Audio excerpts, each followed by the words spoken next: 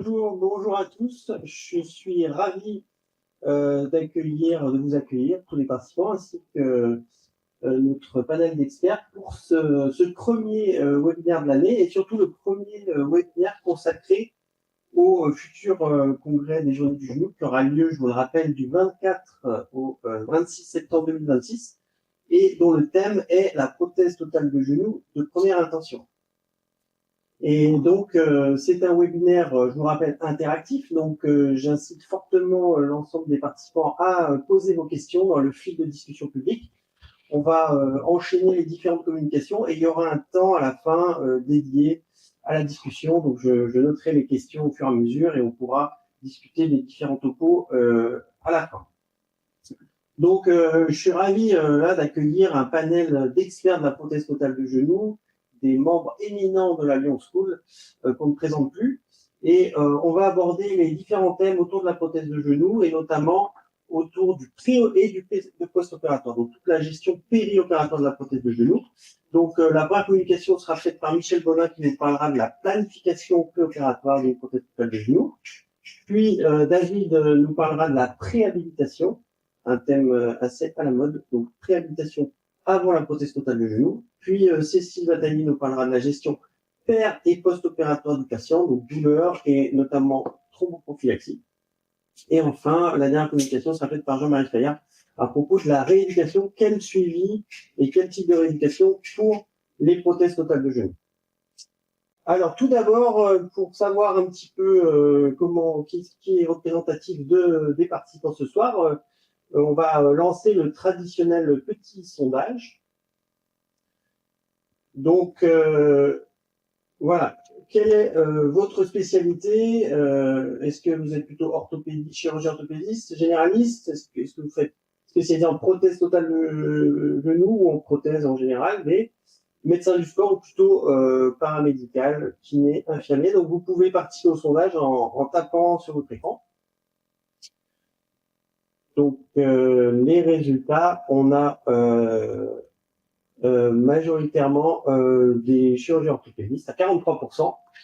Et pas mal de chirurgiens spécialisés en chirurgie prothétique, chirurgie de l'arthrose, ce qui est logique au vu de la thématique du soir. Ensuite, donc, quel est votre niveau d'expérience en chirurgie du genou?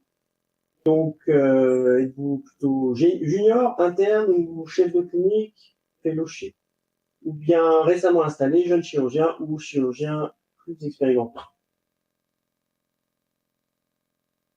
Donc, résultat, on a donc plutôt des chirurgiens expérimentés, hein, 50% installés depuis 5 ans.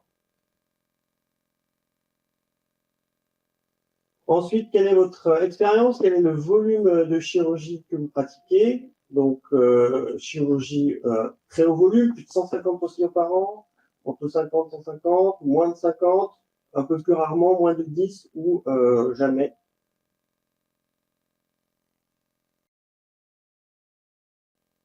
Donc, on a à peu près toutes les types de chirurgiens représentés avec des chirurgies très grand volume, 23%, et puis la majorité entre 50 et 150 par an, ce qui est déjà un gros volume quand même de procédures. Donc, on va pouvoir rentrer dans les détails un petit peu techniques. Comment planifiez-vous vos PTG? Est-ce que vous faites simplement des radiographies simples? Radiographie simple plus spangonométrie en systématique. Est-ce que vous rajoutez des clichés en stress? Et faites-vous des planifications des 3D avec guide sur mesure ou carrément avec l'usage de la robotique? Donc, on a majoritairement des chirurgiens qui planifient avec la technique traditionnelle, radiographie simple plus spangonométrie. On aura l'occasion dans les différents topos de discuter des techniques modernes 3D et de navigation. Et enfin, quel type de thromboprophylaxie utilisez-vous? Est-ce que vous utilisez le cardégique dans la thromboprophylaxie des prothèses totales de genou?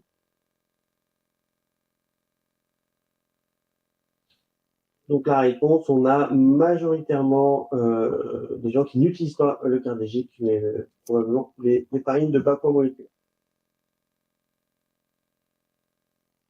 enfin, réalisez-vous vos PTG avec un protocole de récupération rapide ou RAC, ou faites-vous des PTG en ambulatoire? Donc, A, oui tout le temps, B, la majorité, parfois, c'est non, rarement, D, et jamais.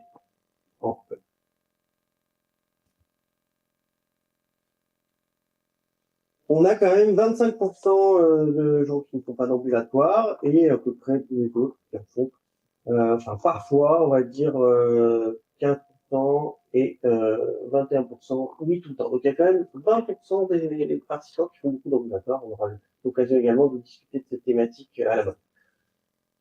Donc, le programme, je vous l'ai déjà annoncé, on va donc passer directement dans le vif du sujet aux communications, et je donne la parole à Michel qui va nous parler de la planification préopératoire d'une prothèse de genou en première intention. Merci Mathieu. Alors, parler du planning préopératoire dans les prothèses de genoux, ça paraît banal. D'ailleurs, dans toute la chirurgie prothétique, il n'y a plus de congrès sans que l'on parle du planning préopératoire. Mais rassurez-vous, je ne vous parlerai pas d'angle ni de mesure. Ce que j'aimerais aussi également, c'est aborder le pourquoi du planning préopératoire. Il faut bien avoir en tête que la planification préopératoire, c'est quelque chose d'assez récent dans l'histoire de la prothèse de genou. Si on regarde la prothèse prémoderne qui était utilisée avant les années 70, la chirurgie de l'arthrose du genou, c'était assez simple. On ouvrait le genou et puis on recouvrait les surfaces articulaires usées, soit avec du fascia lata, soit avec un bout de métal martelé qu'on adaptait à la forme du genou. Alors bien sûr, à cette époque, il n'était pas question de planning préopératoire. Et lorsque des chirurgiens un peu scientifiques regardaient les radios de manière un peu précise, c'était surtout pour savoir comment aborder le genou, comment introduire le matériel qu'on allait mettre dans le genou. Mais c'était assez limité. En fait, le premier basculement, ça date de la prothèse moderne. La prothèse moderne, je vous le rappelle, c'est Michael Freeman en 1970, John Insall en 1973 à New York. Et ces deux chirurgiens ont jeté les bases de la prothèse de genou moderne, c'est-à-dire l'invention des coupes osseuses et du design fixé de la prothèse de genou. Et ça a été une révolution parce que ça a permis à la prothèse de devenir fiable et c'est donc devenu une sorte de mass product qui s'est développé dans le monde entier.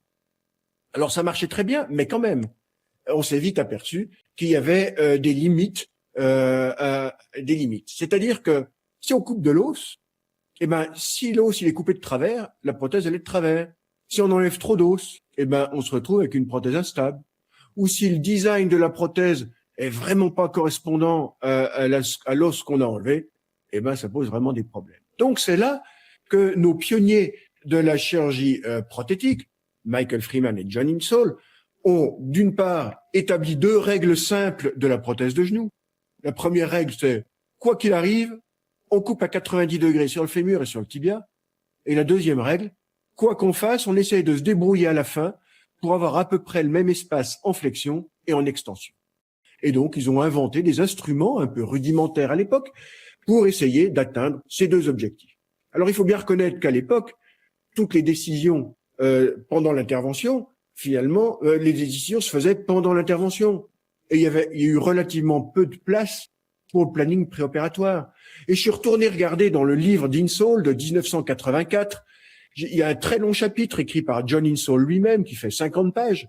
Et puis, au même moment, il a publié un article dans le JBJS qui rapporte son expérience avec la totale condylate. Donc, j'ai bien lu ça en détail. Et le mot planning préopératoire n'est mentionné absolument nulle part. Et d'ailleurs, il faut bien reconnaître que moi, ma première décennie d'utilisation de la prothèse de genou dans les années 90, je dois dire que je ne planifiais jamais parce que ça servait à rien, puisque de toute façon, toutes les décisions, on les prenait pendant l'intervention. Alors, le grand changement de paradigme, à mon avis, est apparu dans les années 2000, et c'est là le développement de la médecine individualisée. Et c'est là qu'on a pris conscience de la variabilité anatomique et de la variabilité anatomique des genoux. On s'est aperçu que les genoux sont tous différents. Bien sûr, il y a des variations de taille, on le savait bien, mais on s'est aperçu que la forme des genoux est extrêmement variable entre les hommes, les femmes, les grands, les petits, les asiatiques, les africains, les européens. il y a des différences de taille, il y a des genoux carrés, des genoux larges, des genoux étroits, des genoux trapézoïdaux, la trochlée est variable, les rayons de courbure sont variables. Donc, c'est hyper compliqué de gérer tout ça. Et puis, bien sûr, l'alignement. Avant, c'était simple, il y avait les genoux en varus, les genoux en valgus. Mais avec l'apparition des nouvelles classifications d'alignement, on s'est aperçu que c'était bien plus complexe que ça, parce que toutes les déformations peuvent s'associer à différents degrés.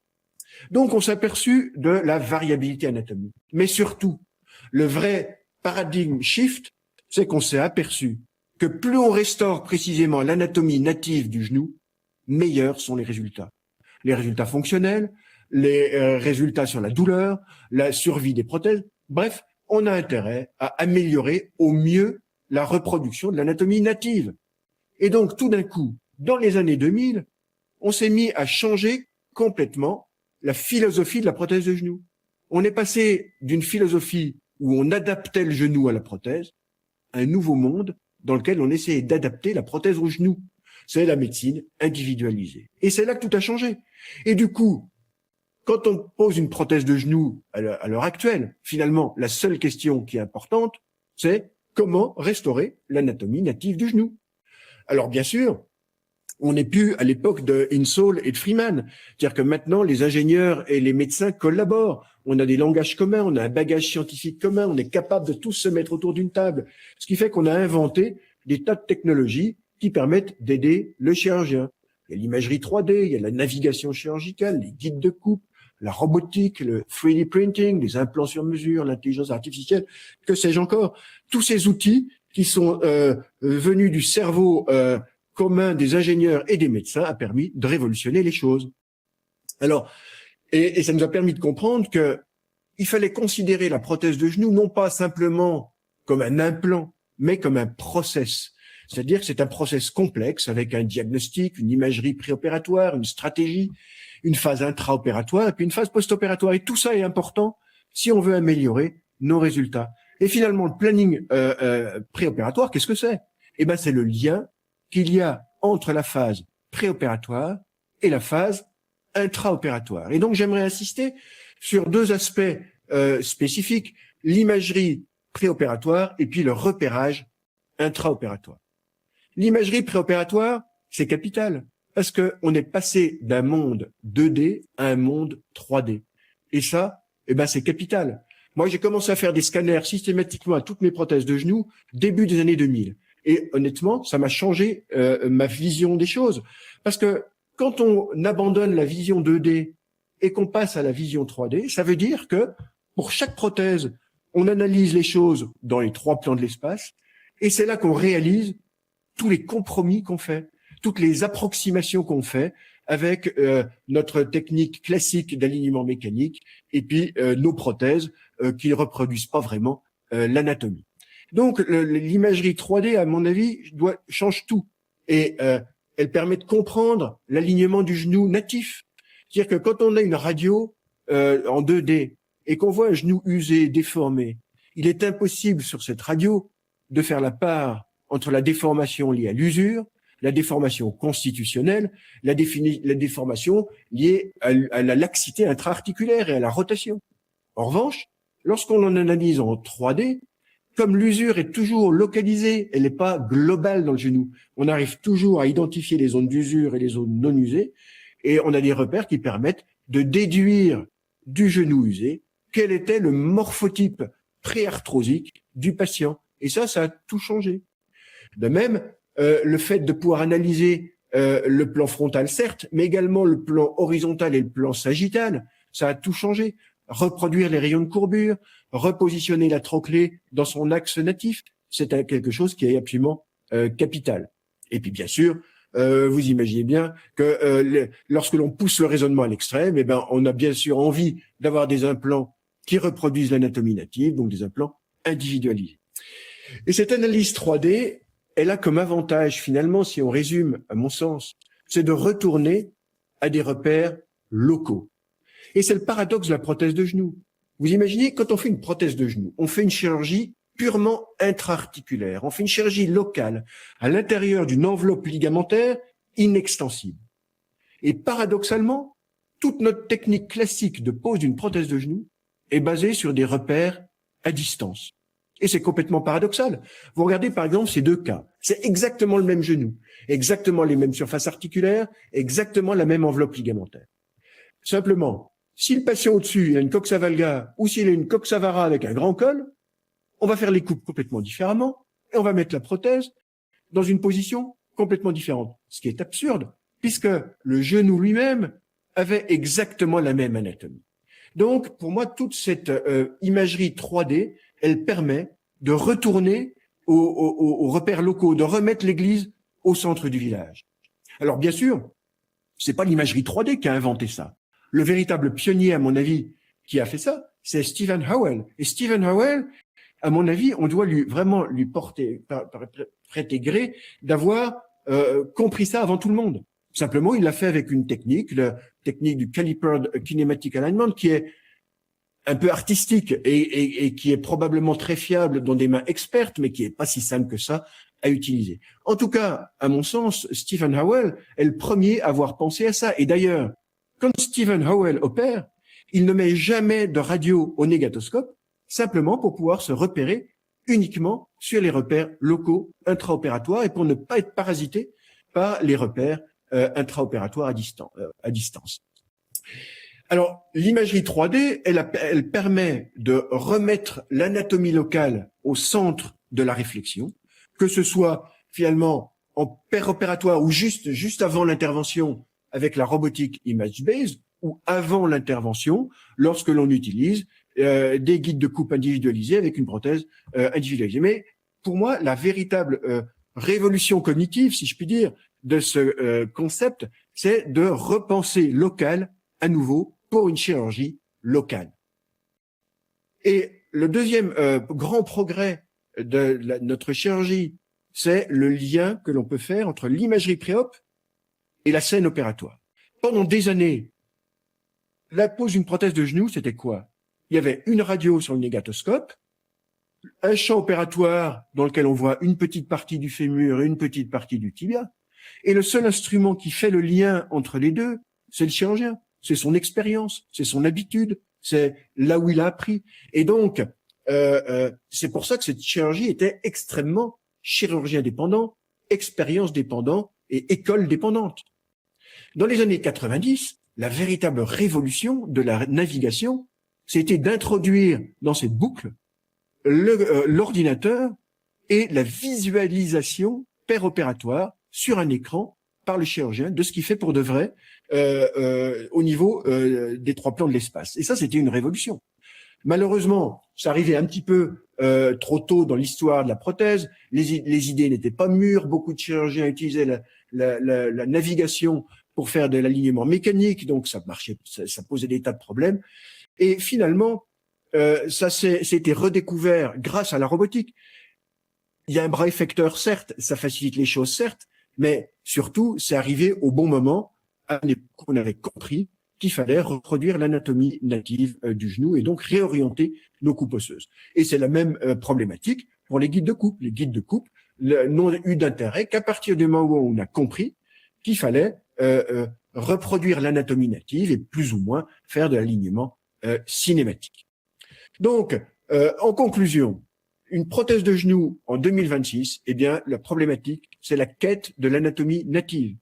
Et parce qu'il y a des variabilités anatomiques majeures, on est obligé de faire un planning préopératoire. Et parce que les trois plans sont intriqués, oui, c'est le rumicube, vous savez, le rumicube, eh ben, il faut une imagerie 3D. Et à partir du moment où il y a une imagerie 3D, eh ben, il faut un lien entre l'imagerie préopératoire et la scène opératoire. Et pour ça, eh bien, il faut de la technologie. Donc, il faut faire confiance et utiliser et comprendre les nouvelles technologies. Et en tout cas, c'est ce qu'on vous démontrera pendant les prochaines journées du genou. Et donc, en conclusion, rappelez-vous que la chirurgie moderne se fait avant le bloc opératoire. Je vous remercie de votre attention. Ben Michel, c'est très sympa ça. Parce que tu viens d'introduire parfaitement bien mon sujet, en fait. Magnifique.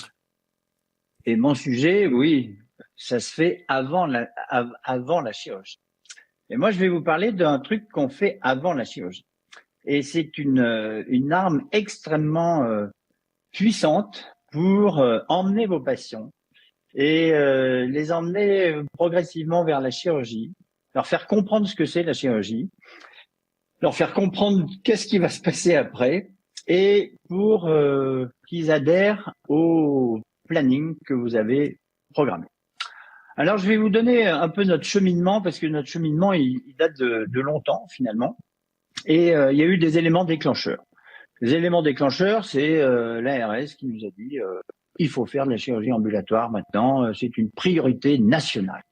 Et donc, il y avait des papiers, des publications qui nous poussaient à faire ça. Et donc, nous, ça nous a intéressés. J'étais à l'époque dans un groupe qui était le groupe Capio, donc c'était le nord de l'Europe, plutôt en avance dans ce domaine-là. Et on s'est intéressé à ça surtout au travers du ligament croisé antérieur, parce que c'est une pathologie plus légère, plus facile à manager. Et donc, on a commencé à travailler sur la chirurgie ambulatoire, sur le ligament croisé antérieur. Et on a analysé, publié et développé cela. Donc, l'ambulatoire, chez moi, ça a commencé en 2013 avec le ligament croisé antérieur, et on faisait une présentation à la Softcote, et on s'est rendu compte dans cette démarche, en fait, que c'était extrêmement intéressant parce que ça faisait une cohésion d'équipe, ça faisait une réflexion sur notre mode d'exercice, ça améliorait nos pratiques, et puis ça mettait en lien tous les intervenants, en fait, c'est-à-dire le patient le premier, le chirurgien, les infirmiers, les kinés, l'administration aussi de votre établissement. Et ça, c'est un élément extrêmement important. Et on s'est lancé là-dedans avec grande joie. On était inquiets, on y est allé doucement, mais progressivement, on a vu nos temps d'hospitalisation diminuer. Et puis donc, on parlait de la RAC. Et la RAC, c'est quoi au juste? Eh bien, c'est cette récupération rapide après chirurgie. C'est très porteur comme sujet, mais c'est effectivement extrêmement intéressant parce que ça va demander de l'anticipation du séjour jusqu'à la sortie. Ça va préparer le patient avant sa chirurgie, parce que la chirurgie, c'est comme un effort physique, hein, c'est comme un match de foot, hein, ça va demander de l'énergie, donc il faut être en forme au moment de la chirurgie, et donc on va demander au patient de se préparer progressivement et d'être acteur de sa prise en charge. Et c'est comme ça qu'on va l'emmener avec nous. Et quand on parle de la RAC ou de la préhabilitation, c'est pour moi aller encore plus loin dans cette analyse et dans ce développement. Alors, il y a d'autres éléments déclencheurs chez nous, et c'est le patient debout. On appelle le patient debout, c'est le patient qui va depuis un fauteuil bien confortable en peignoir, il va aller au bloc opératoire, il va aller dans la salle de chirurgie. Et moi, j'avais vu ça déjà en 1993 à Salt Lake City quand je faisais un fellowship aux États-Unis. Donc ça, finalement, le patient est plus vraiment malade, il est on gère pas des malades, mais il arrive, il se met en peignoir, il est dans une situation plutôt tranquille, et il n'est pas passif, en fait. Et ça, c'est vachement important de le comprendre. Alors, on a ensuite poussé ce qu'on faisait sur le ligament croisé antérieur, on l'a poussé sur la prothèse. Et c'est en 2019 qu'on a créé l'Académie des patients. Et l'Académie des patients, c'était essentiellement géré par la clinique, où ils mettaient à disposition une infirmière, ils mettaient à disposition un kinésithérapeute, et on faisait venir les gens en petits groupes pour discuter de ce qui allait se placer. Donc, c'est vrai que ça implique aussi votre établissement, ça implique de discuter avec la direction, ça implique de discuter avec des infirmières qu'on va former et des kinésithérapeutes à qui on va apprendre, à qui on va apprendre et qui vont apprendre aux patients à marcher avec des cannes, à bouger dans une situation un peu de handicap. Et puis, c'est en 2021 qu'on a mis en place cette préhabilitation, parce que la préhabilitation, ça correspond quelque part ça correspond à un GHS déjà, donc à un financement, et c'est le produit ultime de notre réflexion. Ça a impliqué beaucoup nos secrétariats. Ça a impliqué de trouver une infirmière ou des infirmiers et des kinésithérapeutes motivés par ce schéma. Et on a continué ce renforcement d'équipe et cette réflexion.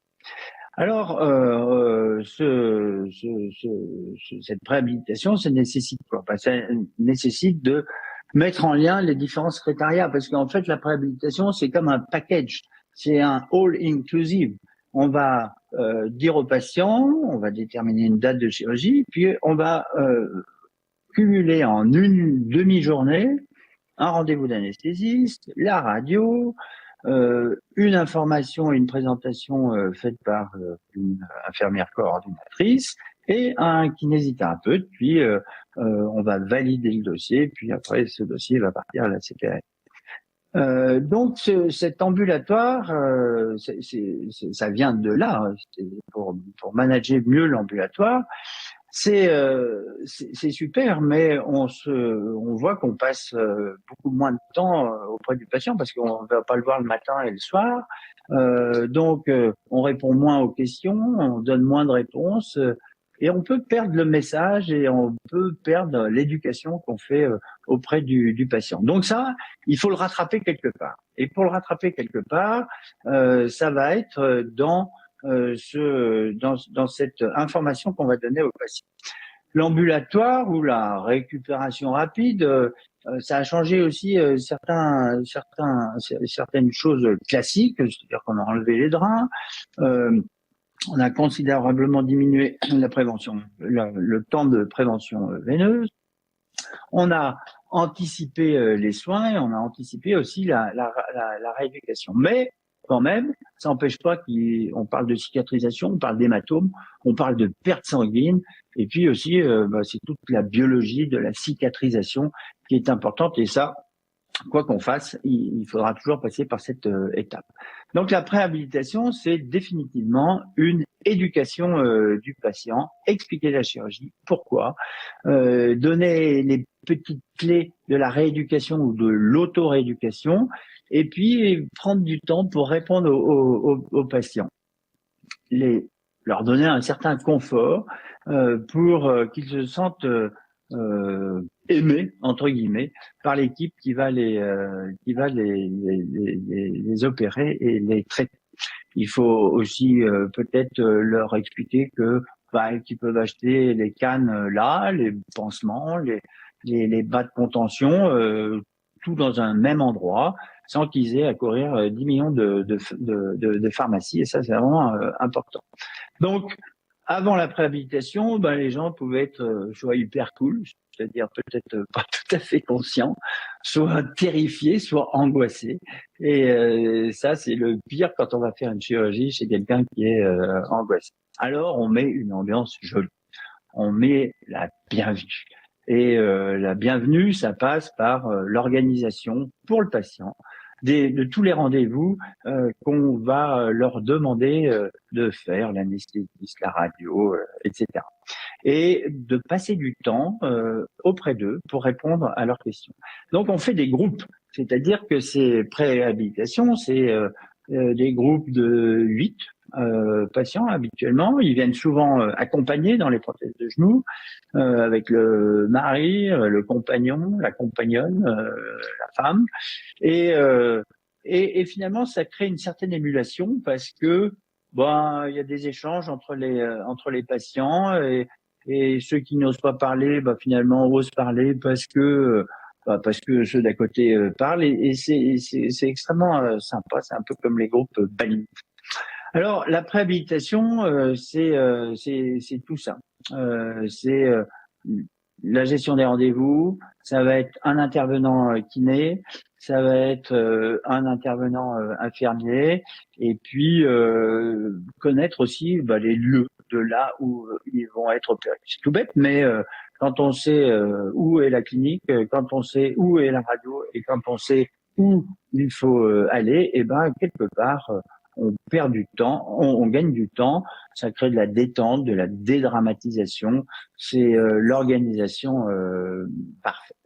Donc cette préhabilitation qui correspond donc à un GHS, il faut plusieurs intervenants.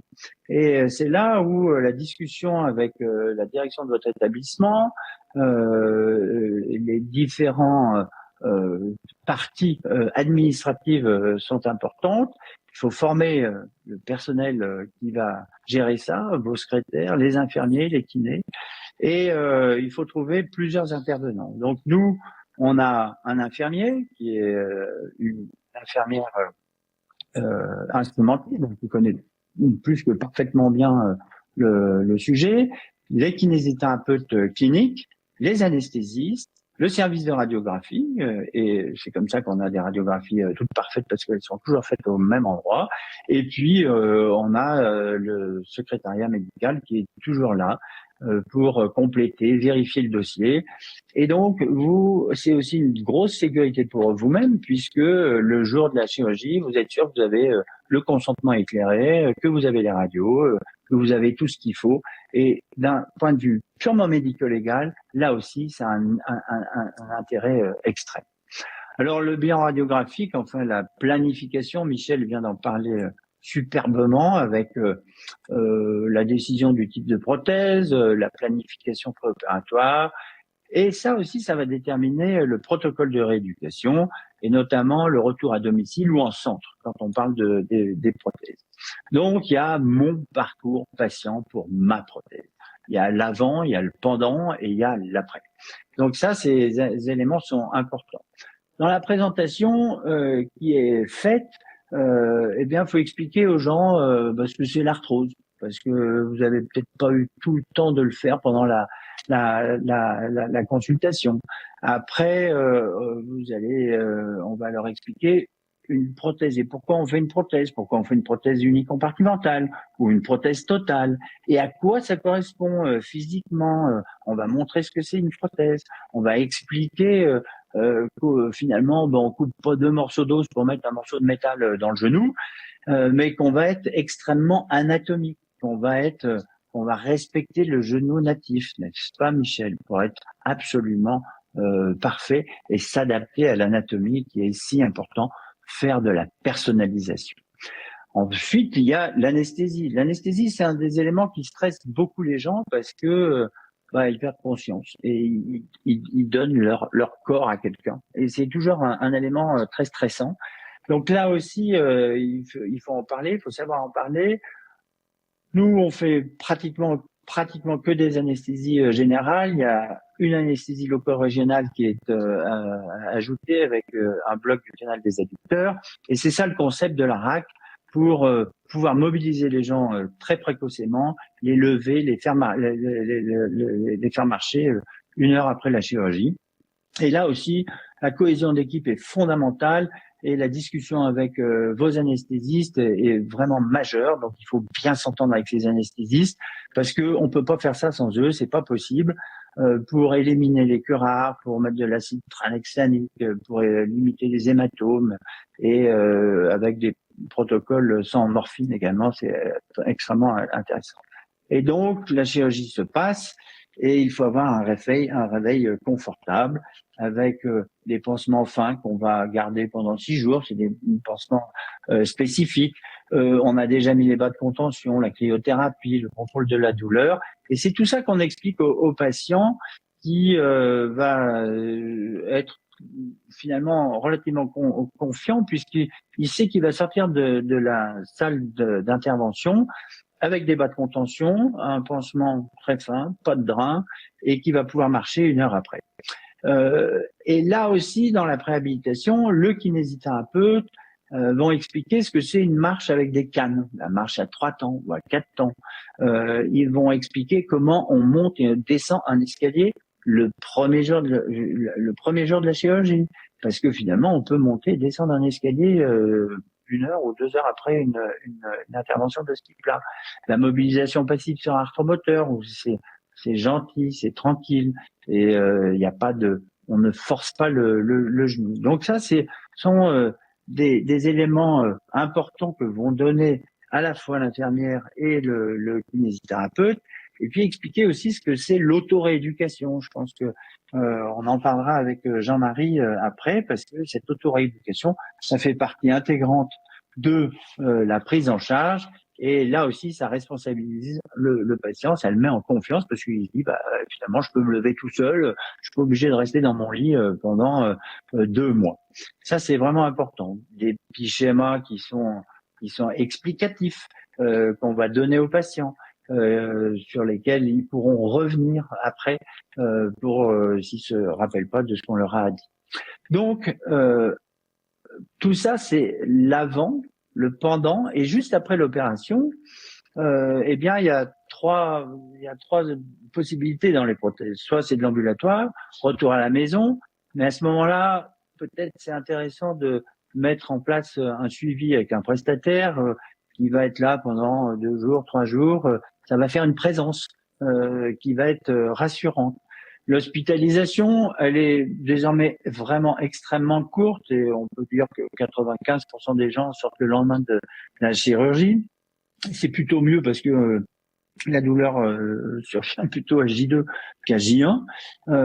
Et puis, il y a les conditions socio-économiques des patients où on va être, s'ils sont tout seuls, on va les envoyer dans un centre, soit en externe, soit en centre interne. Et ça aussi, c'est quelque chose qui s'anticipe avant. Et ça fait partie du schéma. Comme ça, le patient sait exactement que quand il va sortir de la clinique ou de l'hôpital, il sait qu'il ira dans un centre de rééducation. Puis on explique toutes les étapes de la chirurgie jusqu'à 1 an.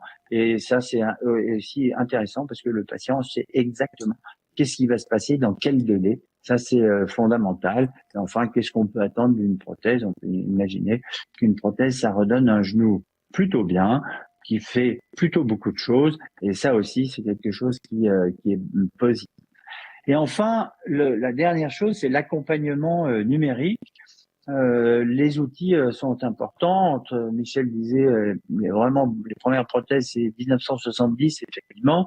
Et nous, 2022, 2023 ou 2024, eh ben, c'est la préhabilitation et c'est un suivi digital qui est extrêmement intéressant parce que ça donne un lien entre le patient et l'équipe chirurgicale. Alors évidemment, il faut que ce soit compris comme une prescription médicale pour qu'il y ait une adhésion à 100%. Et nous, tous nos patients sont suivis, ils rentrent tous dans ce protocole.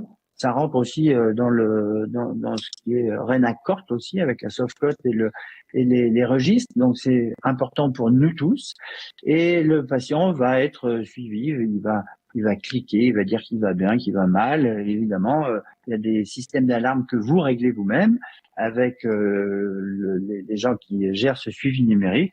Et il faut évidemment que quelqu'un regarde ce suivi pour répondre quand il y a une alarme. Et ça va être le travail de l'infirmière coordinatrice. Donc ça nécessite de la ressource incontestablement, mais cette ressource, c'est du temps gagné et c'est également du confort pour votre patient.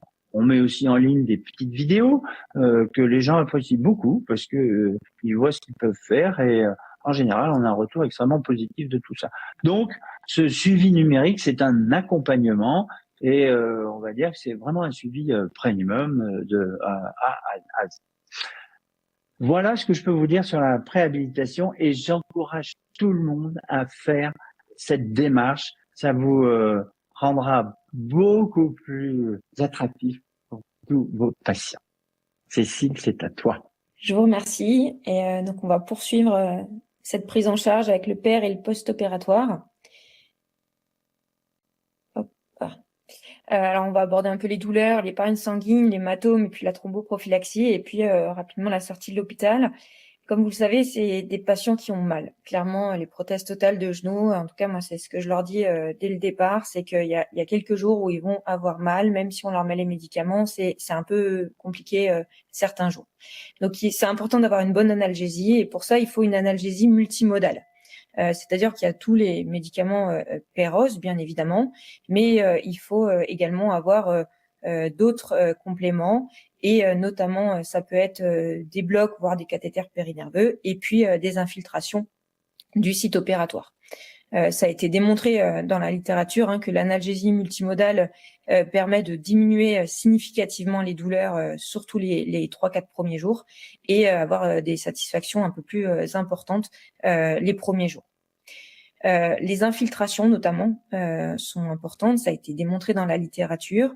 Ce sont des anesthésiques locaux qu'on va utiliser, souvent c'est la ropivacaïne 2 mg par millilitre qu'on utilise, avec parfois un adjuvant ou plusieurs. Il peut avoir de la clonidine. Le but, c'est de prolonger l'effet de l'anesthésique locale, donc c'est le cataprécent. Il peut avoir de l'épinéphrine qui permet d'augmenter l'action des anesthésiques locaux et de réduire la réaction inflammatoire. On peut également utiliser la kétamine, à nouveau pour réduire la réaction inflammatoire et donc pour diminuer les douleurs post-opératoires et diminuer du coup les consommations d'antalgiques et notamment de morphiniques qu'on essaye de réduire au maximum. Et puis on peut également mettre des anti-inflammatoires, notamment si les patients sont pas avec des facteurs de risque d'infection. Donc c'est bien défini, il y a différents protocoles, souvent il y a un protocole un peu pour chaque équipe, mais on a des protocoles bien définis et des localisations pour ces infiltrations et notamment la capsule postérieure et des infiltrations profondes au niveau des différents plans.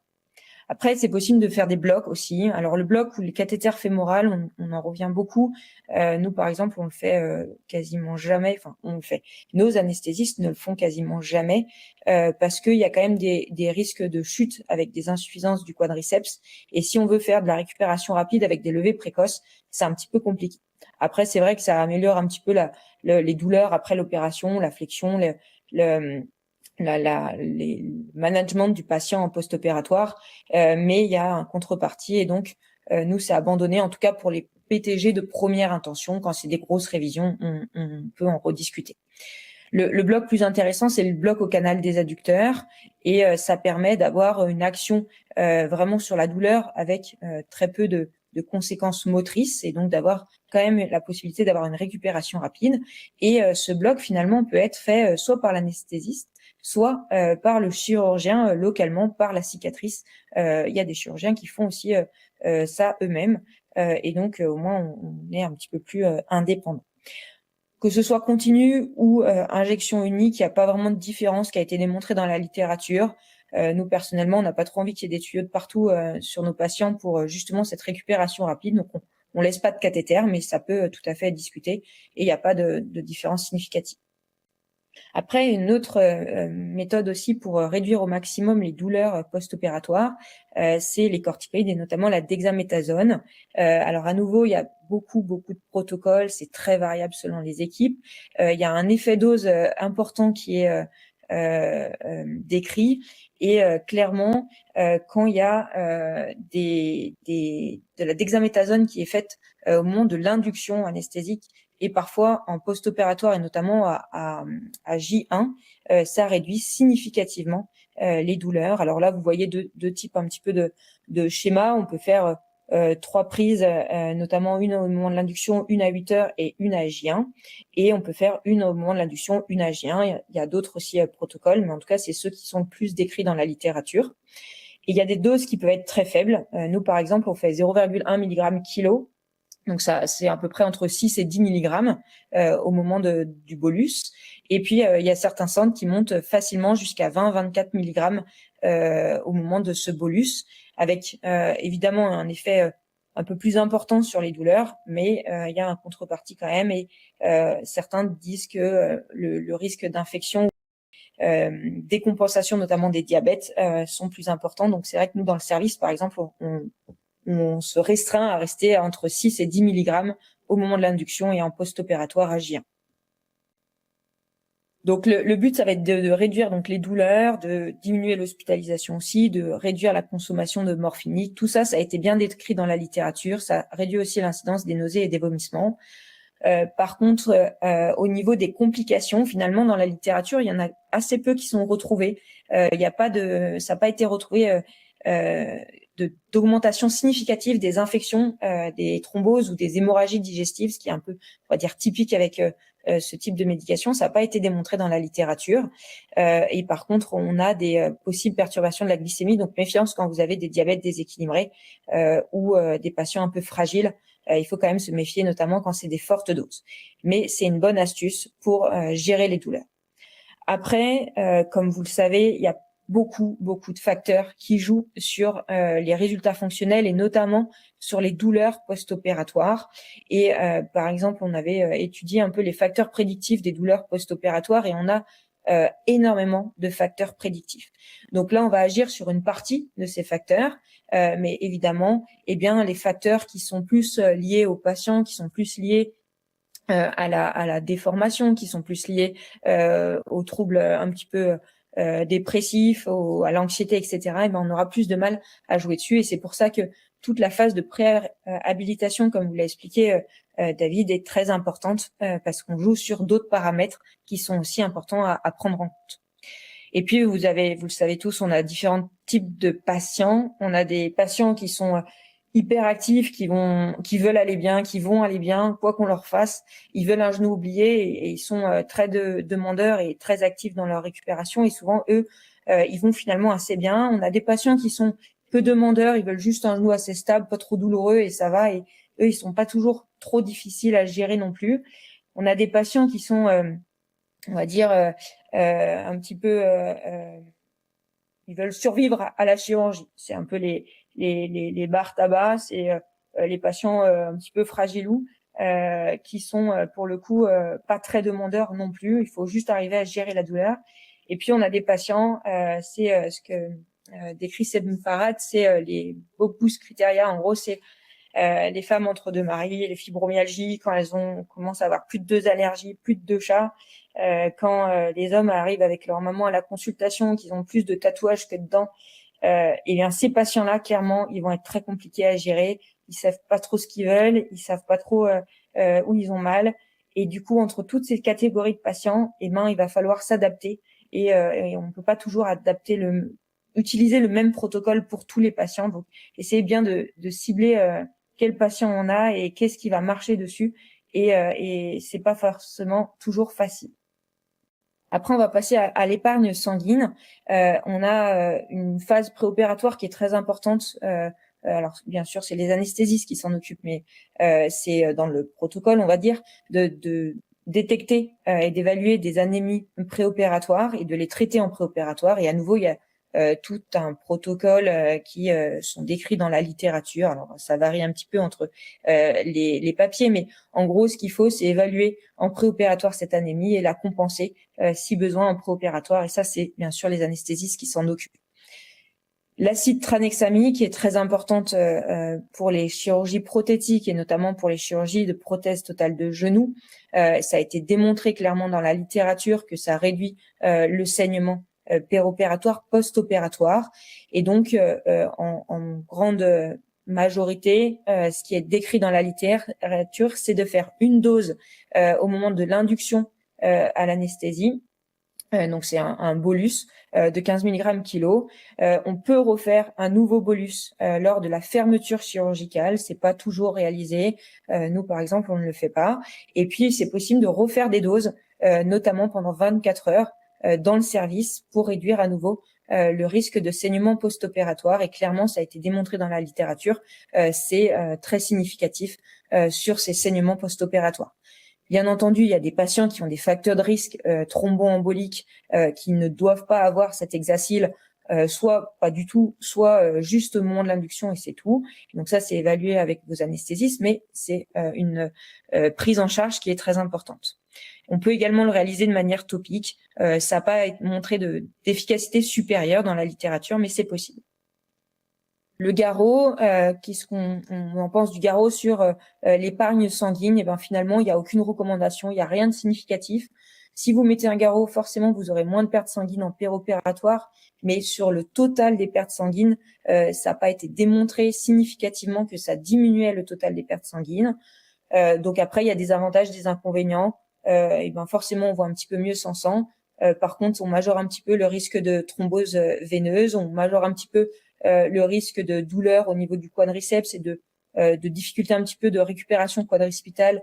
Donc après, c'est à peser le pour et le contre dans chaque service, mais en tout cas, il n'y a pas de choses démontrées sur l'épargne sanguine.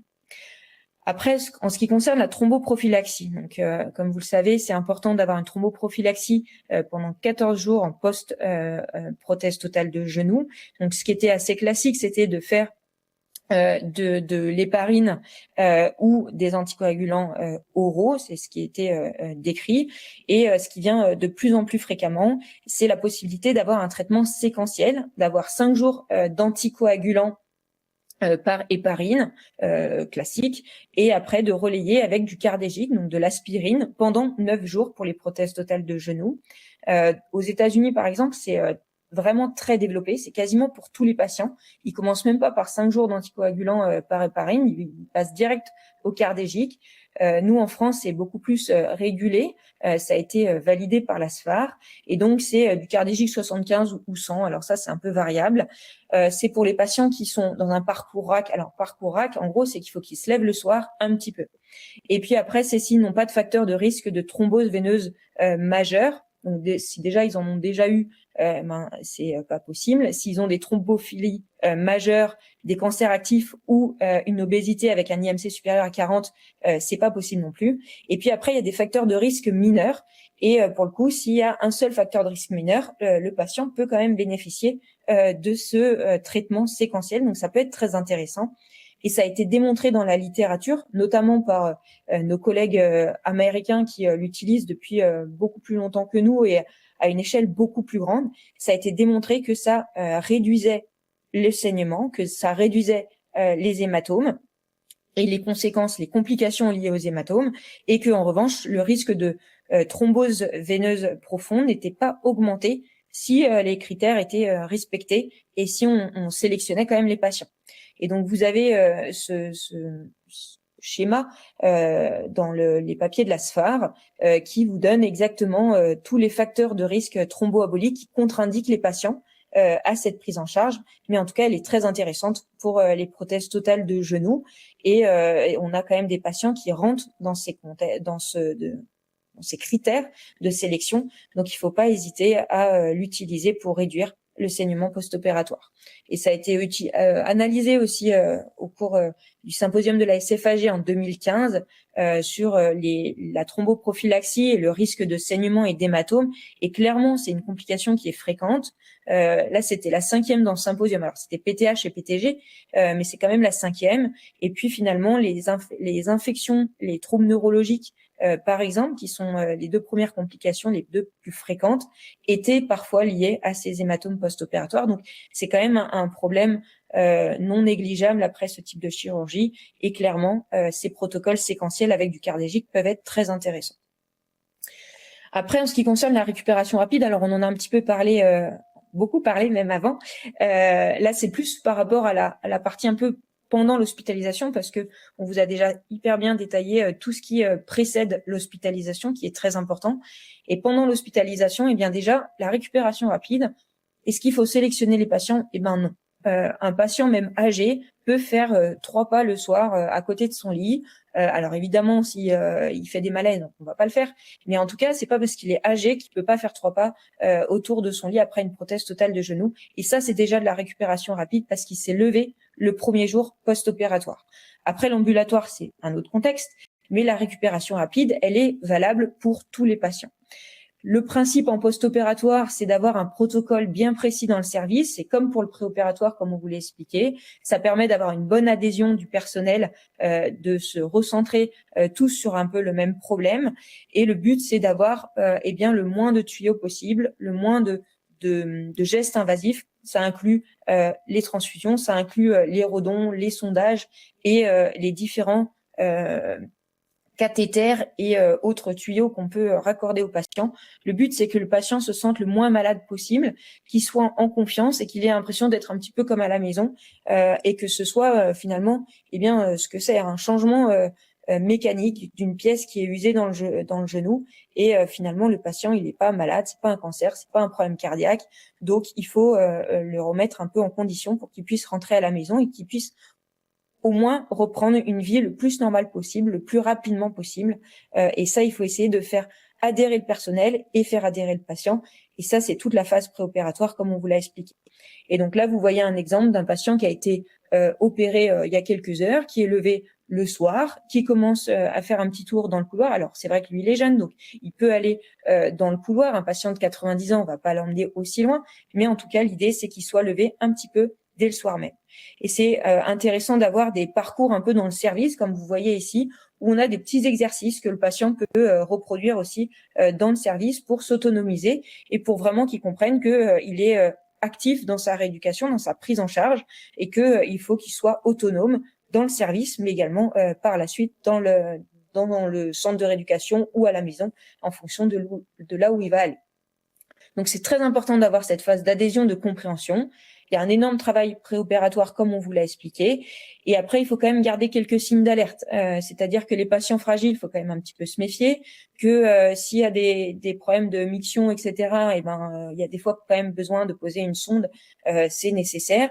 Que s'il y a une hématome, une anémie, il faut avoir quelques signes d'alerte pour pouvoir les gérer et pas renvoyer non plus le patient à la maison alors qu'il y a des petites complications mineures dans le service qu'il faut pouvoir gérer. Donc après, là, c'est toute une prise en charge avec le suivi à la maison ou dans le centre de rééducation, mais en tout cas, c'est vraiment une coordination entre tous les intervenants pour que ça se passe au mieux pour le patient et pour qu'il soit mis en confiance et qu'il soit en sécurité également. Le but, quand c'est des courts séjours comme ça, c'est d'être, comme on vous l'a expliqué, facilement joignable derrière, qu'il y ait un suivi quand ils sortent du service, parce qu'ils vont être mis en confiance de savoir qu'on peut être contacté assez facilement joignable, et que s'ils ont la moindre question, s'ils ont la moindre complication alors qu'ils sont rentrés un petit peu tôt à la maison, on sera là pour eux et qu'on les guidera dans cette phase de rééducation. Donc c'est pour ça aussi que c'est important d'avoir des explications et des consignes écrites, parce que évidemment, quand on leur donne plein d'informations quand ils sont hospitalisés, ils en oublient la moitié. Donc c'est pour ça aussi que c'est important d'avoir des consignes écrites, comme on vous l'a dit auparavant. Donc c'est vraiment une prise en charge globale du patient, que ce soit avant l'opération, pendant la chirurgie ou après, pour améliorer les suites du patient, pour améliorer ses douleurs, pour réduire les risques de complications et notamment d'hématomes, de thrombose, et après pour qu'il ait la rééducation la plus optimale possible. Et c'est Jean-Marie qui va vous parler de cette phase de rééducation post-opératoire et du suivi. Merci Cécile, bonsoir à tous. Effectivement, après avoir parlé d'optimisation périopératoire en termes de planification préopératoire, en termes de préparation de vos patients à la chirurgie, en termes de gestion en intraopératoire, moi je vais vous parler de rééducation et de suivi post-opératoire après prothèse totale du genou. Alors vous avez vu, Michel en a bien parlé, que depuis les années 70, la prothèse totale du genou n'est plus du tout la même. Les techniques opératoires ont évolué, les techniques de planification ont évolué, les implants se sont améliorés, et tout ça, ça a permis d'améliorer la prise en charge de nos patients, d'améliorer les suites post-opératoires et d'améliorer nos résultats. En revanche, quand on se penche un petit peu sur ce qui se passe en sortant de l'hospitalisation, on se rend compte dans la littérature qu'il y a une grande diversité de protocoles post-opératoires et de protocoles de suivi, et c'est absolument pas systématisé dans la littérature. Quand on parle de rééducation et en termes d'objectifs de rééducation, classiquement, chirurgie orthopédique, après la chirurgie, la rééducation, elle doit viser à d'une part, contrôler la douleur, d'autre part, à améliorer les amplitudes articulaires, à récupérer une force musculaire suffisante pour que le patient récupère un schéma moteur satisfaisant, retrouve la marche et retourne une fonctionnalité du membre. Dans la littérature, dans les grandes lignes, on se rend compte que la rééducation, elle est en post-opératoire, après prothèse totale du genou, elle est répartie à peu près en 3 phases, c'est ce qu'on retrouve classiquement, avec une phase post-opératoire immédiate qui est entre J0 et J7, dont les principes seront la mise en charge progressive de l'articulation, la mobilisation du genou, la gestion des différentes complications qui sont liées au décubitus et aux comorbidités du patient, et bien entendu la gestion de la douleur. La deuxième phase, c'est une phase un peu plus intermédiaire qui va permettre aux gens de gagner en amplitude articulaire, de gagner en récupération musculaire pour récupérer un schéma de marche satisfaisant. Et puis, à partir du deuxième mois post-opératoire, on va pouvoir commencer à insister sur le renforcement musculaire, l'endurance, afin de récupérer un genou endurant avec des qualités proprioceptives satisfaisantes pour que le patient puisse retourner progressivement à ses activités. Quand on parle de suivi post-opératoire, également, il n'y a pas de réel consensus sur la périodicité des consultations post-opératoires. Ce suivi post-opératoire, il doit servir à dépister les complications. Ces complications, elles sont soit post-opératoires précoces, liées à la chirurgie, et puis plus tard, on va aller surveiller les complications qui sont liées à la surveillance de l'implant, à l'implant lui-même. Ça va imposer une évaluation clinique et radiographique régulière.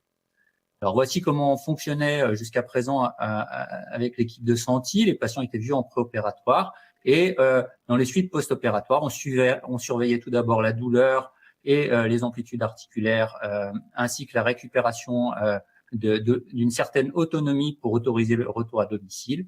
Et puis les patients étaient revus à 2 mois post-opératoires pour évaluer les amplitudes articulaires, le schéma de marche et éventuellement les sevrer des aides techniques et, le cas échéant, adapter le programme de rééducation. L'objectif étant, à cette consultation, que les patients retrouvent leurs activités de la vie quotidienne.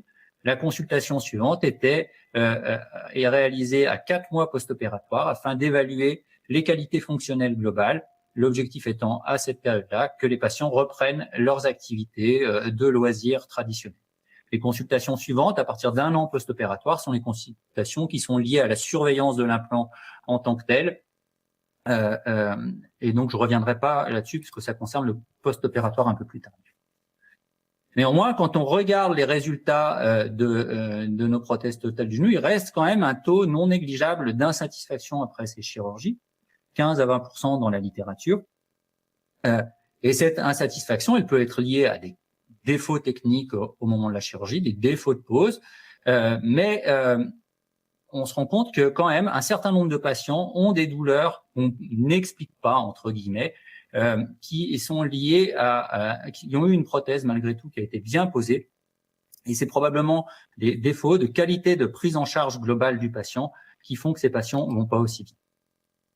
Cette insatisfaction après prothèse totale du genou, elle est liée à l'existence de douleurs persistantes et également à une raideur post-opératoire. Et on a un certain nombre de patients qui posent des problèmes de récupération de l'extension. Et nous, ça nous a amené à nous poser la question si ces patients après prothèse totale du genou n'avaient pas des problèmes d'inhibition motrice qui est décrit dans la littérature comme étant les fameuses AMI, Arthrogenic Muscle Inhibition, qu'on a décrit récemment dans les chirurgies de ligaments croisés antérieurs. En termes de physiopathologie, cette AMI est un mécanisme d'inhibition d'origine centrale qu'on retrouve secondairement à un certain nombre de facteurs que sont la douleur, l'épanchement intra-articulaire ou la survenue d'une inflammation locale. Cette inhibition motrice est liée à un phénomène réflexe d'origine corticale, mais également d'origine spinale, qui va induire 2 phénomènes majoritaires. Une inhibition du quadriceps qui est présente dans tous les cas, avec des difficultés d'activation du vaste médial, mais également, dans un certain nombre de cas, une hyperactivité des ischio-jambiers qui va induire ce fameux flexum post-opératoire. Ce phénomène est réversible dans un certain nombre de cas, sous réserve qu'on réalise une prise en charge adaptée. Ça a été décrit dans les dernières années dans la chirurgie du ligament croisé antérieur, avec une incidence très élevée à la fois en post-traumatique et en post-chirurgical, près de 50% des cas. Et cette AMI a un impact fonctionnel chez les patients opérés d'un ligament croisé antérieur, avec des scores fonctionnels qui sont significativement inférieurs chez les patients qui présentent une AMI. Cette AMI, elle nous a imposé d'adapter la prise en charge de nos patients avec des protocoles de suivi plus rapprochés. On voit les patients beaucoup plus précocement après la chirurgie du ligament croisé antérieur afin de leur proposer un traitement ciblé pour corriger cette AMI. L'hypothèse qu'on avait posée avec l'équipe de Senti, c'est que cette AMI pouvait également être présente après les prothèses totales du genou avec une physiopathologie qui était comparable. Dans la littérature, il y a assez peu de données sur cette AMI. Il y a une étude récente qui a été faite par l'équipe de Toulouse sur le sujet, mais on trouve pas grand-chose. Et donc, on a décidé de conduire une étude avec l'équipe pour évaluer la prévalence de cette AMI après chirurgie prothétique et d'essayer d'évaluer des facteurs de risque de survenue de cette AMI. L'objectif étant d'optimiser le suivi post-opératoire, mais également la rééducation après la réalisation d'une prothèse totale du genou. Donc, on a réalisé une étude sur nos patients opérés en 2024 et 2025 d'une prothèse primaire de première intention, classique, soit postéro-stabilisée, soit conservation du croisé postérieur. On a exclu toutes les chirurgies prothétiques de révision, les prothèses unicompartimentales ou les prothèses plus contraintes. On a évalué l'AMI en post-opératoire, mais également en préopératoire, mais également en post-opératoire, à J30 et J60. Et on a évalué cette AMI selon la classification de Bertrandson-Ricotet en 3 stades. Le grade 0, c'est une contraction du quadriceps normale. Le grade 1, c'est une contraction, une inhibition du quadriceps isolée sans contracture réflexe des ischio-jambiers. Le grade 2 est l'association des deux paramètres, inhibition du quadriceps et contracture des ischio-jambiers. Le grade 3, c'est ces raideurs fixées liées à des rétractions capsulaires. On a inclus 229 patients, c'est des patients, vous voyez, d'âge d'avoir une prothèse de genou, 70 ans d'âge moyen, avec une répartition homogène, hommes et femmes. En préopératoire, seulement 9% des patients avaient une AMI. Vous voyez qu'il y avait au final que moins de 2% des patients qui avaient cette fameuse AMI fixée de grade 3. Et il y avait quand même 7% de patients qui avaient des inhibitions du quadriceps qui étaient théoriquement réversible avec un programme de rééducation des grades 1 ou 2.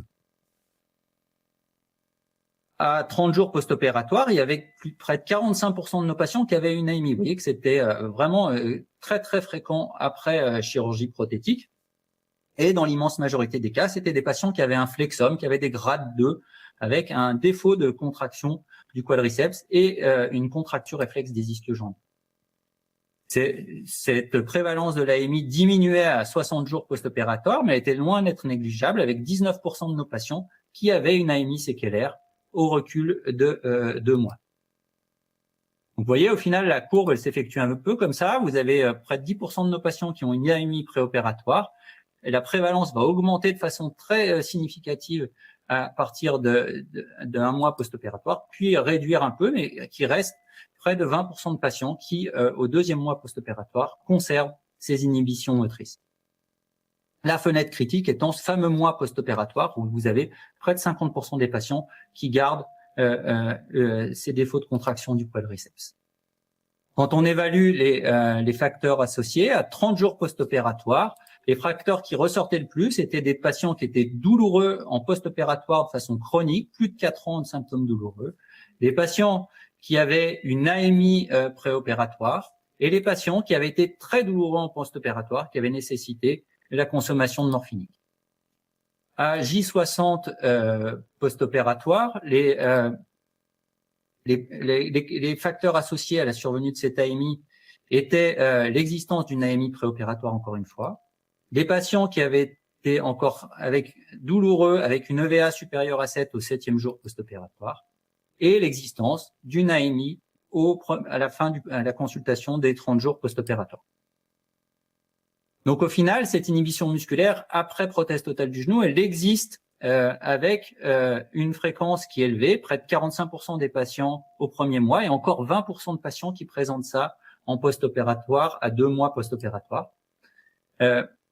Cette AMI, elle a un impact fonctionnel, ça a été décrit sur la chirurgie du ligament croisé antérieur, du fait de l'altération de la fonction quadricipitale. C'est des patients qui présentent des décompensations fémoro-patellaires par augmentation des contraintes quand ils marchent.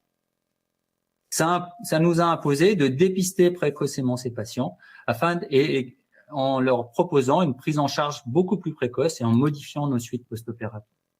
Les facteurs préopératoires déterminants sont les patients qui sont très douloureux en préopératoire, donc il faut savoir informer ces patients qui sont à risque d'avoir des difficultés d'extension. il faut leur proposer un programme d'éducation des thérapeutiques pour leur apprendre, puisque comme beaucoup de choses d'origine neurologique, ils ont des difficultés. C'est des patients qui vont, à force de répétition, trouver les bonnes clés pour activer le quadriceps, et les protocoles de préhabilitation ont vraiment leur intérêt. Les patients il faut savoir dépister les patients qui ont une AMI préopératoire pour leur proposer encore une fois des protocoles de préparation, de rééducation au préopératoire pour qu'ils activent correctement leur quadriceps avant la chirurgie. Et enfin, concernant les facteurs post-opératoires déterminants, les douleurs post-opératoires ont un impact direct sur la récupération musculaire. Comme l'a dit Cécile, il faut leur proposer des protocoles d'antalgie multimodaux pour leur permettre de les soulager. La cryothérapie aussi a un réel intérêt dans la gestion de ces patients qui rentrent à domicile après chirurgie prothétique. Et il faut l'existence d'une AMI à la fin du premier mois post-opératoire est un facteur déterminant de survenue de l'AMI, de garder cette AMI plus tard. Et donc, il faut pouvoir modifier les protocoles de suivi, voir les patients plus précocement pour modifier les protocoles de rééducation à domicile. Donc voilà maintenant ce qu'on leur propose. On les voit en préopératoire. On est très vigilant sur ces difficultés d'activation du quadriceps en préopératoire pour leur proposer des programmes adaptés de rééducation et d'auto-rééducation avant la chirurgie.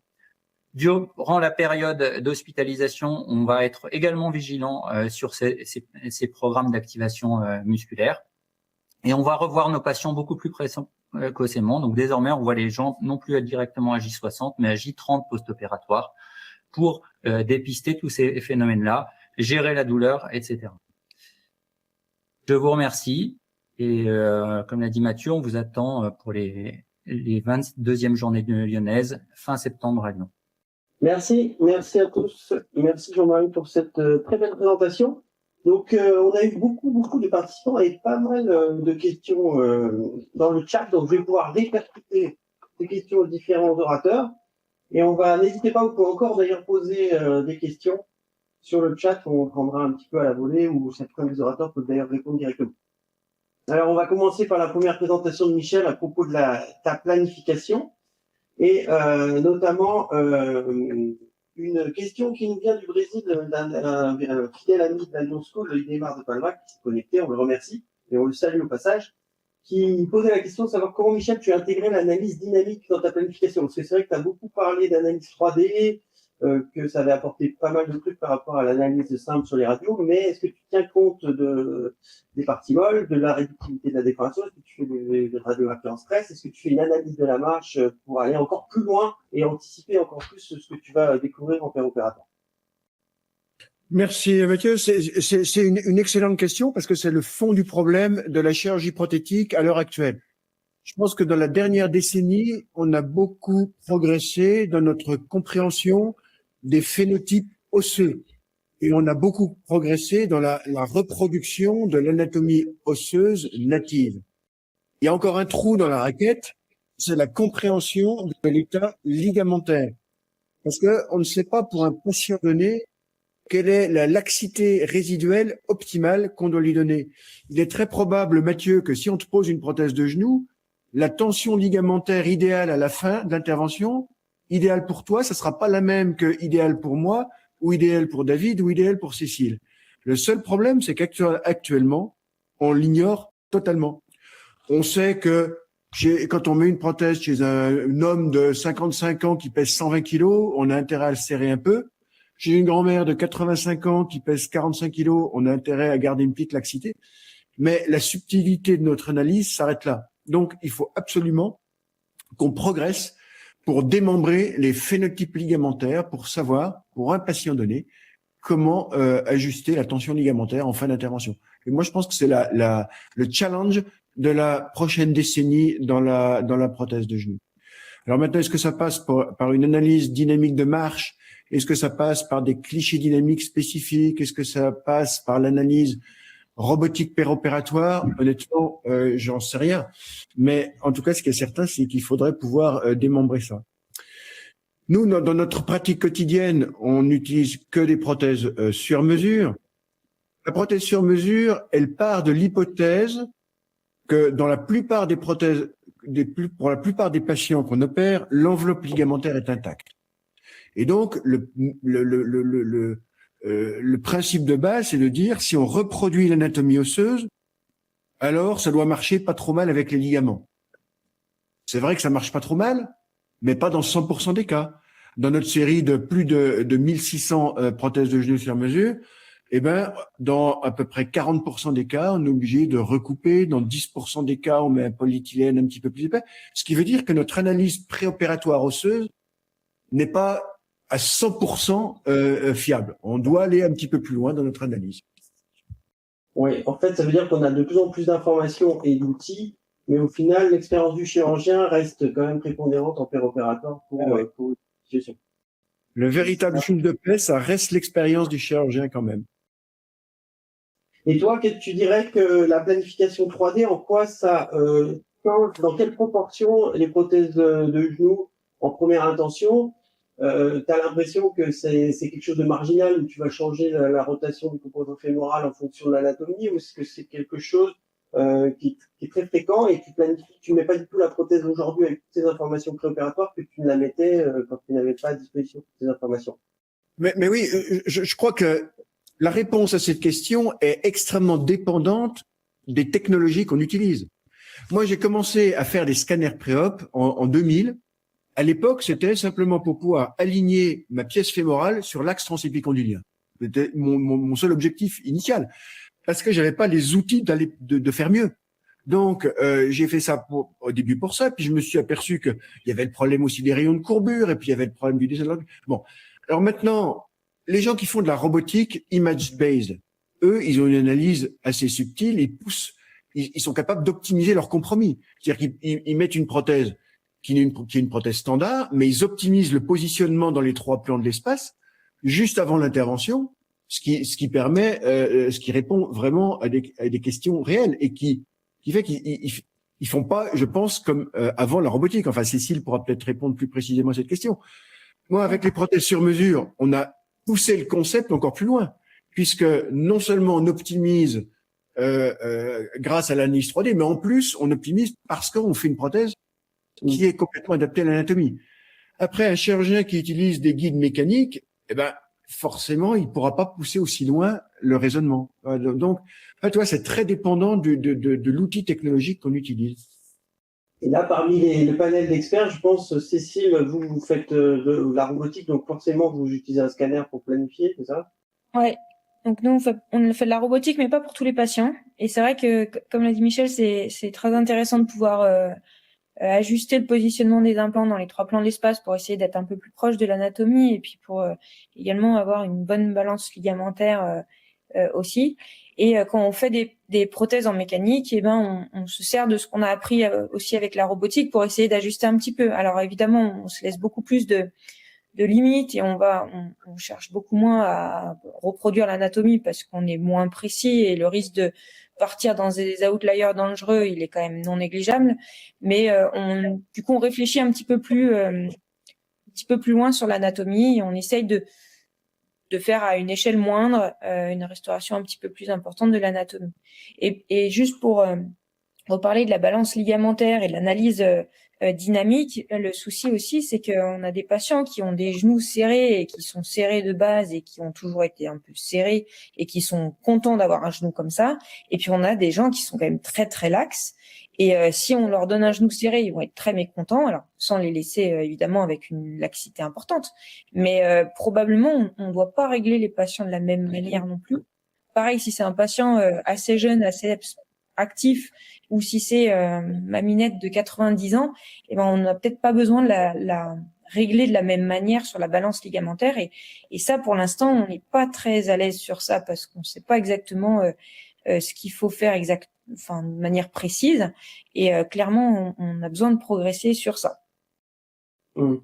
Et toi, David, aussi, tu utilises scanner 3D, j'imagine. Je crois que tu fais de la robotique aussi pour les prothèses de genoux. Alors, peut-être Jean-Marie, pendant que David règle son micro, toi aussi, tu utilises tes scanners? Moi, j'utilise quand même en routine un ancillaire mécanique. D'accord. Parce qu'on voyait dans le sondage pré qu'il y avait, ça se diffuse quand même, ça représentait, je crois, de souvenir 25% des gens qui planifient en 3D. Vas-y, David, essaye. donc moi, je suis tellement classique. J'utilise des radios, j'utilise une gonométrie, mais j'utilise un robot. Mais c'est un robot qui est une navigation surtout. Donc, j'ai pas de cette analyse 3D. Cela dit, ça m'empêche pas quand même de regarder un tout petit peu ce qui se passe et de chercher la meilleure balance ligamentaire en flexion, en extension. Et mon raisonnement, quand même, n'est pas tellement loin de celui que je fais en mécanique avec mes instruments basiques. Parce que quand même, j'aime bien tester, j'aime bien analyser avec mes mains plus qu'avec l'écran. L'écran, je trouve que l'écran me donne pas toujours exactement ce que je vois dans mon champ opératoire. Donc, j'utilise les deux. Je fais un compromis, mais je n'ai pas d'analyse 3D. Donc, je rebondis maintenant sur ta présentation, David, où tu nous as présenté la RAC et tout ce parcours patient qui est très impressionnant.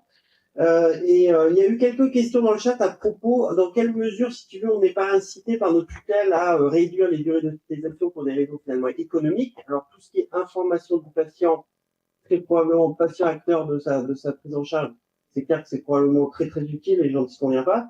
Mais maintenant, on commence à parler d'hôtels hospitaliers, ce qui existe aux États-Unis depuis des années, et on voit que derrière, il y a un peu une logique quand même économique. Est-ce que c'est pas non plus confortable de garder le patient hospitalisé pour le voir plusieurs fois, pour lui transmettre toutes les informations, et gérer le fameux rebond douloureux qu'on peut avoir à J2, J3?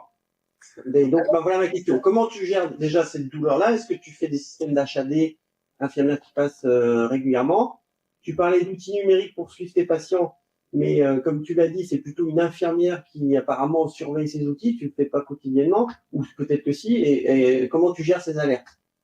Alors, on peut se dire, oui, on se détache du patient. Il y a une question, une longue question là qui est intéressante. On se dit, on se détache du patient.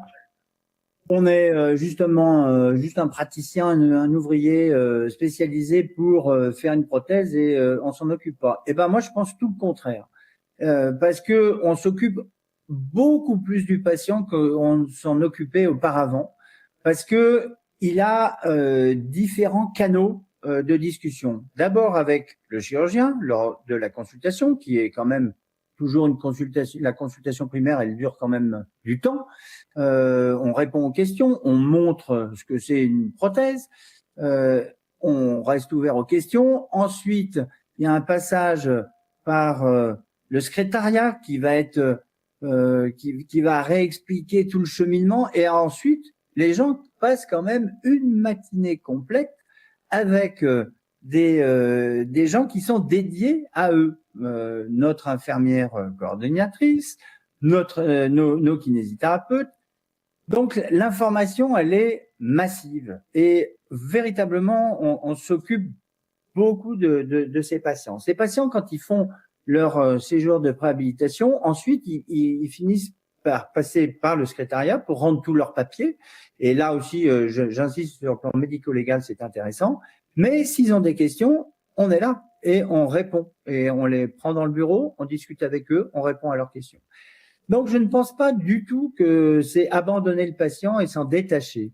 Maintenant, le temps d'hospitalisation, bien sûr que ça correspond à des réalités économiques, mais la réalité économique, finalement, elle nous a poussé à faire des trucs qui sont, à mon avis, beaucoup mieux. Et quand on gardait les gens 7 jours au fond d'un lit avec un kiné clinique qui pas très passionné des fois, qui passe un quart d'heure pour lever le patient puis le recoucher, sincèrement, je pense pas que ce soit véritablement intéressant. Moi, je pousse pas du tout les gens à aller dans les centres et j'encourage les gens à rentrer chez eux. Ils sont contents de ça, mais c'est culturel. C'est-à-dire que quand on a commencé à faire ça, les gens étaient très réticents. Ils disaient, mais comment ça se fait? Vous me gardez que un jour, comment est-ce possible? Et puis finalement, c'est rentré dans cette culture. Il n'y a plus un seul ligament croisé antérieur qui resterait 3 jours. Ça n'existe plus. Et ben dans la prothèse de genou, c'est pareil. L'évolution s'est faite vers cette tendance-là. Maintenant, la question du prestataire de service, sincèrement, j'y suis pas du tout favorable et j'en donne très très peu. Dans le cadre ambulatoire, oui, parfois, si je sens mes patients plutôt fragiles. Quand on opère des gens qui ont 80, 85 ans, sincèrement, c'est pas mal qu'ils aient quelqu'un qui soit un peu autour d'eux. Mais je pousse pas du tout à cette surmédicalisation, parce que c'est quand même de la surmédicalisation. Mais ça peut être une aide. Ok, merci. Est-ce que parmi le panel, il y en a d'autres qui sont convaincus par la RAC et l'ambulatoire? Je sais, Cécile, vous faites ce genre de protocole RAC à France? Oui. En fait, pour nous, au RAC, c'est dès que le patient il se lève un petit peu le soir et qu'on essaye de limiter au maximum les gestes un peu invasifs. Pour nous, c'est considéré comme de la RAC. Oui. Donc, en gros, tous nos patients qui ont des prothèses totales de genoux ou hanches ou autres, on les considère comme de la RAC pour favoriser leur réhabilitation. En revanche, l'ambulatoire en prothèse totale de genoux, on est un petit peu plus frileux. On le fait de temps en temps, c'est quand même très exceptionnel. C'est plus fréquent sur les hanches ou les pucs parce que ils ont un peu mal quand même. Et c'est vrai qu'on pousse moins le patient à faire l'ambulatoire. C'est eux qui demandent et dans ce cas-là, on voit si c'est faisable. Ok, merci. Alors, il y a eu quelques questions, Cécile, je reste avec toi sur ta com, notamment à propos de la contention veineuse. Est-ce que vous prescrivez, je sais qu'il y a des recommandations de la SFAR récentes qui tentent à montrer que ça n'aurait pas d'intérêt dans la prévention thromboembolique. Est-ce que pour toi, il y a toujours une place pour la contention veineuse? Est-ce que vous en prescrivez? Alors, on le prescrit. J'ai tendance à assez facilement les enlever quand je vois mes patients dans le service. Donc, du coup, on le prescrit quand même dans systématique et puis après, on adapte un petit peu l'utilisation en fonction du patient parce que de temps en temps, ça leur fait plus mal qu'autre chose parce que les mesures, elles ont été faites avant l'hématome, surtout sur les prothèses totales de genoux. Et finalement, comme ils marchent assez vite, qu'ils ont quand même une thromboprophylaxie qui est efficace, l'intérêt est quand même moins important. Et vous avez un protocole, donc HBPM puis cardégique. Est-ce que vous avez noté une diminution des hématomes? Est-ce que c'est documenté dans la littérature que ça réduisait fortement le risque d'hématome, le fait de passer au cardégique versus HBPM? J'ai une pas mal de données. Ouais, on pense sincèrement que ça réduit l'hématome post-opératoire. Alors après, par rapport à la littérature, il y a beaucoup de données qui sont réalisées, des études qui sont réalisées par les Américains. C'est vrai qu'eux, ils commencent pas par les 5 jours d'anticoagulants de l'Ovenox, donc peut-être qu'ils ont plus de résultats significatifs que nous. Mais clairement, ça a été démontré que ça réduisait les hématomes post-opératoires. Et qui dit hématome dit potentiellement douleur, potentiellement quand même risque un peu infectieux ou compression ou etc. Donc, on pense sincèrement que ça a un réel intérêt. Si on suit les critères, notamment ceux de la SFAR, pas comme les Américains font, on va le mettre un peu à tout le monde, mais si on suit les critères de la SFAR, le risque de thrombose est pas augmenté avec le cardégique. Donc quand même, il y a un réel intérêt. Et les patients sont toujours contents de prendre des comprimés plutôt que de se faire piquer le ventre. Et tu as parlé d'Hexacil, vous le faites en pérenne, je crois. Il y a une question dans le chat à propos de l'injection post-op. Est-ce que vous avez l'expérience de ça? Donc alors, nous, on fait pas une dose forcément très forte. On en fait une au moment de l'induction et on en fait une à H24. Donc on fait 1 gramme. Pour des poids un peu extrêmes, on s'adapte avec les 15 mg kilo. Mais normalement, sinon, on fait 1 gramme au moment de l'induction et puis 1 gramme à H24. Et après, il y a des protocoles qui en mettent plus, mais c'est vrai que nous, nos anesthésistes sont un petit peu frileux par un peu plus. Ok. Après, j'ai donc par rapport à la communication de Jean-Marie, j'avais quelques questions. Tu rapportes 9% d'AMI en préop. Comment t'expliques ce taux d'AMI? Parce que on a priori, chez un patient arthrosique, on appelle moins ce caractère épanchement post-traumatique et marthrose qui entraîne cette sidération musculaire. Donc, est-ce tu penses que c'est l'épanchement chronique qui entraîne cette AMI? Comment tu as des pistes? Est-ce que tu envoies chez patients chez le kiné en préop pour essayer de lever ce phénomène? Est-ce que tu fonctionnes le patient? Comment tu gères quelqu'un qui a un quadriceps déficient? Alors, c'est probablement effectivement un phénomène qui est plurifactoriel, l'épanchement articulaire, les arthroses très inflammatoires avec des patients qui font des arthroses destructives ou qui sont en poussée inflammatoire, ils peuvent avoir plus facilement ces phénomènes-là. Ouais, en pratique, ça impose de les dépister en pré-op et de leur donner à ces patients-là un protocole de rééducation, de préparation ciblée. Ça peut être soit de l'auto-rééducation, soit sous couvert d'un kinésithérapeute. Ça va dans la prise en charge globale, en fait.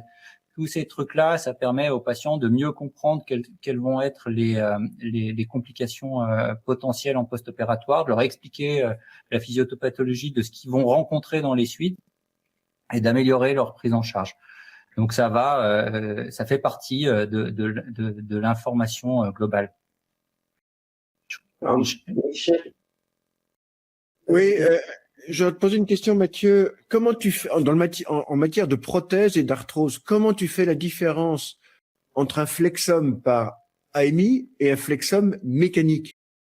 c'est à Jean-Marie la question, parce que c'était la question. C'est ma question. Oui, parce que c'est vrai que les flexums que tu vois dans le croisé, c'est vrai que tu as des phénomènes réflexes de contracture des ischios, etc., de défaut d'activation du quad. Et dans la prothèse, dans l'arthrose, tu peux penser que c'est l'ostéophyte et l'enraidissement lié à l'arthrose. Exactement. Mais il y a des flexums qui sont des flexums fixés et il y a des flexums, même dans les arthroses, qui sont des flexums qui sont réductibles, au moins partiellement, au moment de la de l'activation. C'est-à-dire que tu mets le patient sur table, il y a des patients qui activent leur quadriceps, mais qui ont leur flexum qui reste de 10 degrés. Il y a des patients qui ont 10 degrés de flexum et en leur activant le quadriceps, tu arrives à réduire une partie du flexum. Ça, il y a une part articulaire qui est liée aux rétractions capsulaires, aux ostéophytes. On ne sait pas trop à quoi c'est dû, mais probablement à la rétraction capsulaire plus que liée aux ostéophytes, parce que c'est des gens qui sont dans la chronicité de leur flexum. Et puis, il y a des gens qui ont, du fait de la poussée inflammatoire, de la poussée douloureuse, ont un flexum qui se majore à cause de la part musculaire du truc. Donc, il y a probablement des trucs qui sont intriqués. Et en post-op, parce que moi, si j'ai un patient à moi qui a un flexum en post-op, je me dis merde, je suis qu'un con, j'ai trop serré le genou. Ça n'arrive jamais. Et comment tu fais pour faire la différence? Mais t'as déjà trop serré un genou? Est-ce que t'as sorti un malade du bloc avec un flexum résiduel? Déjà, première question. Et on a la même réponse. Quand tu revois un patient à un mois post-op qui a un flexum, tu te rappelles plus, toi, tu te dis, mince, qu'est-ce que j'ai fait, toi? En pratique, Michel, je pense que moi, ça m'arrive jamais. C'est-à-dire que le patient, en Europe, il a l'extension. C'est comme quand tu as appris la chirurgie du ligament croisé, on te disait que les gens, ils avaient un flexum au post-opératoire parce que tu avais trop tendu le croisé. Moi, je pense qu'on est exactement dans le même paradigme. Les gens qui ont un flexum post-opératoire, en tout cas, si le chirurgien fait son job, il peut y avoir des erreurs techniques, il peut y avoir des flexums à cause d'erreurs techniques, mais si toi, tu as fait ton job, la raideur post-opératoire, c'est une raideur d'origine musculaire, neuromusculaire. Et donc, c'est un flexum qui est réductible. Et ce qu'on a vu dans le croisé, c'est que ça a un impact, plus tu le corriges tôt, plus ça a un impact sur la récupération fonctionnelle du patient. D'accord, ça c'est un super message pour faire passer à tout le monde. Ouais. D'ailleurs, je pense que ce sera le message de la fin parce qu'on arrive à la fin de notre webinaire. On pourrait discuter toute la nuit de prothèse de genou. Mais donc, pour en savoir plus, je vous invite déjà à participer et à assister au prochain webinaire. Cécile, tu vas me rappeler la date. Je pense que il y aura plusieurs webinaires prévus tout au long de l'année pour préparer le futur congrès. Et donc, restez connectés sur les réseaux. Vous aurez bientôt la date du prochain webinaire. Ce sera le 5 mars. Ah, merci Cécile. Le 5 mars. Ce sera sur l'alignement et la stabilité des prothèses de genoux. Donc, on va rentrer dans la technique chirurgicale. Et bien entendu, notez dans vos agendas la date du prochain congrès du 24 au 26 septembre où on apprendra probablement encore plein de choses. Donc, bonne soirée à tout le monde. Merci à tous les participants qui étaient quand même très nombreux tout au long de la soirée. Merci aux orateurs pour les excellents topos. Et donc, on se donne rendez-vous au 5 mars pour le prochain webinaire. Merci. Merci. Au revoir. revoir. Merci. Au revoir.